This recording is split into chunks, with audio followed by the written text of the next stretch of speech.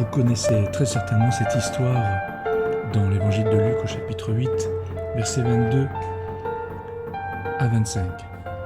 Enfin, évidemment, si je vous dis ça comme ça vous dit rien. Mais si je vous parle de l'événement de la tempête, alors que Jésus est en train de dormir dans le bateau, peut-être là ça vous parle mieux.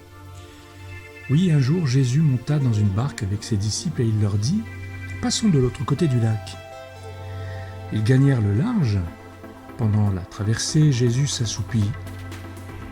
Et soudain, un vent violent se leva sur le lac. L'eau envahit la barque et la situation devenait périlleuse. Les disciples s'approchèrent de Jésus et le réveillèrent, en criant « Maître, Maître, mais nous sommes perdus !» Il se réveilla et parla sévèrement au vent et aux flots tumultueux. Ils s'apaisèrent et le calme se fit. Alors, il dit à ses disciples « Où est donc votre foi ?» Quant à eux, ils étaient saisis de crainte et d'étonnement, et ils se disaient les uns aux autres « Mais qui est donc cet homme ? Voyez, il commande même au vent et aux vagues, et il s'en fait obéir. » Il est vrai que c'est quand même assez étrange que Jésus soit dans cette barque en train de dormir, alors qu'elle est ballottée par les vents, par les flots tumultueux, et même l'eau entre dans la barque.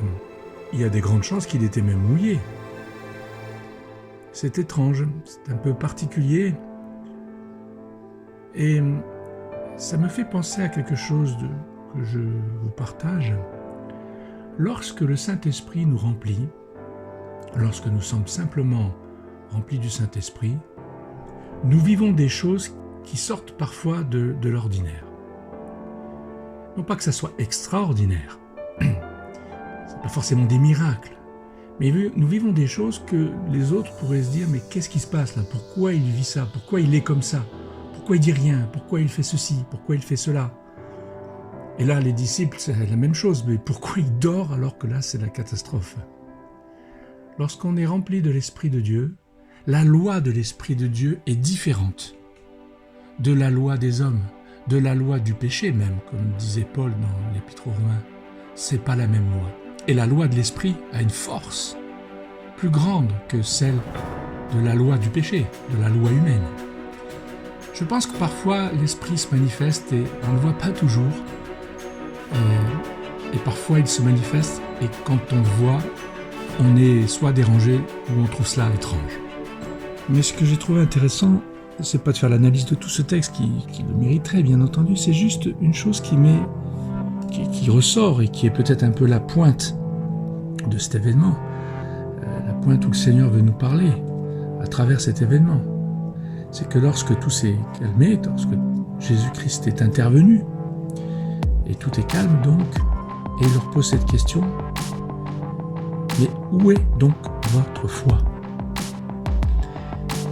Jésus ne dit pas qu'ils n'ont pas de foi, mais il leur demande pourquoi ils ne la mettent pas en action. Et ce qui est intéressant, et je finirai là, c'est le passage juste précédent, les 3 versets d'avant, où la mère et les frères de Jésus qui ont essayé de retrouver Jésus, et ils n'ont pas pu l'approcher parce que très certainement, et c'est certain, il y avait trop de monde, il y avait une grande foule. Et alors on lui disait, mais dis Jésus, il y a ta mère et tes frères, ils sont là dehors, ils voudraient te voir. Et Jésus qui a répondu cette phrase étrange encore, étonnante surtout. Mais ma mère et mes frères, ce sont ceux qui écoutent la parole de Dieu et qui font ce qu'elle demande. Et juste après cet événement-là, Luc parle de la tempête. Je ne dis pas que c'est le lendemain que ça s'est passé, mais il le met à la suite. C'est pas pour rien. Vous savez, lorsqu'on écoute la parole de Dieu, c'est-à-dire que pour nous, au XXIe siècle, on la lit cette parole, on prend du temps avec elle, avec la Bible. On prend du temps aussi lorsqu'on va à l'église pour l'écouter, mais on écoute parfois sur YouTube des messages, qu'importe, mais on prend ce temps, mais on prend surtout ce temps avec Dieu en lisant sa parole et en priant. Mais la mère et les frères de Jésus, ce sont ceux qui écoutent la parole et qui font ce qu'elle demande, la mettre en pratique, quoi, tout simplement. Et juste après, grosse tempête dans la barque, tout va de travers, ils vont peut-être même mourir, c'est la grosse panique générale, comme il pourrait y avoir une panique aussi ces temps-ci, qu'on est confiné dans nos maisons, qu'on ne sait pas si le virus va nous atteindre ou pas. Et voilà que Jésus leur dit, après le calme, « Mais où donc est votre foi ?»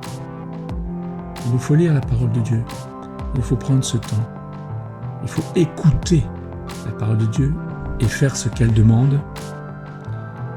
Et je crois que faire ce qu'elle demande, c'est aussi mettre en action notre foi lorsqu'un événement, lorsque nous vivons quelque chose de particulier, un événement arrive, nous devons mettre notre foi en action.